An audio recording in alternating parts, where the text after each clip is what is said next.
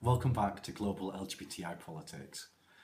Last month I spoke about the decision of the UN's Human Rights Council to appoint an independent expert who would look at discrimination and violence based on sexual orientation and gender identity. It's been quite fast moving actually since that took place. 21 candidates were considered for the position, and we now have a shortlist putting forward in front of the President of 3 people who will be considered for the role. Unfortunately, whilst for many activists this was a really exciting development, there's been a lot of disquiet about the kind of choice of candidates we've got. In spite of a fantastic field of candidates, some of whom I've actually worked with in the past and have a lot of respect for, it's been really disappointing to realise there's no female candidates and no trans candidates going forward. It's particularly embarrassing because there's 4 other selections for special rapporteurs going forward, and each of those have actually got female candidates, so we're the only one that doesn't. The President tends to choose from the people that are put forward, so it's quite hard at this point to make a change. And the next session of the Human Rights Council takes place on the 13th of September, so those people have got to be in place before that happens.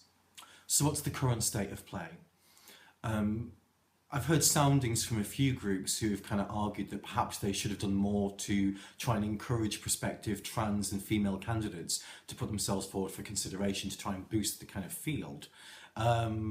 We should also take some comfort that in certain circumstances, unfriendly countries on a particular issue have a tendency to try and insert a spoiler candidate who nobody really wants. And on this occasion, that hasn't happened. So we can take some comfort from the fact that the 3 candidates we've got going forward have very strong backgrounds in LGBTI activism over a large period of time. I think it will be important to ensure that gender identity doesn't slip off the agenda moving forward though. In the short time remaining, activist groups are considering quite diplomatic overtures to the ambassadors of the 5 regions that take responsibility for the decision. So that's the ambassadors from the US, from South Africa, from Honduras, from Malaysia, from Azerbaijan. And I guess the focus of any intervention at this time will be to look at the issue and concern around gender representation. There is some talk of trying to use social media to try and build a campaign and momentum around a change of tack, but that's probably quite problematic because if you start pushing quite directly on social media for a change, it will mobilise in like an arms race with well-organised, well-funded conservative groups as well. So I suspect that's something we can't really do in these circumstances.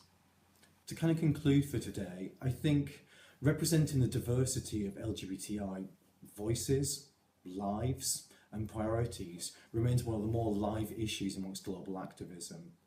I think the discussion around this key appointment to the UN has kind of highlighted those quite starkly, and it does risk the credibility and the buy-in for people around the work that the independent expert will be doing in the future. But this isn't really about tokenistic representational issues. This is about quite distinct policy, priorities and political strategies that we're taking as different kind of parts of a larger community. And I think we need to talk to each other more, grapple with those issues more and try and actually build ourselves into each other's campaigns much more strongly than we perhaps are doing at the moment. Alright, that's everything for today, but I would encourage you, if you found today quite interesting, to subscribe to future episodes. And if you're interested in following us on Facebook, there's a Global LGBTI Politics group on Facebook too. Anyway, thank you very much for listening today, and bye for now.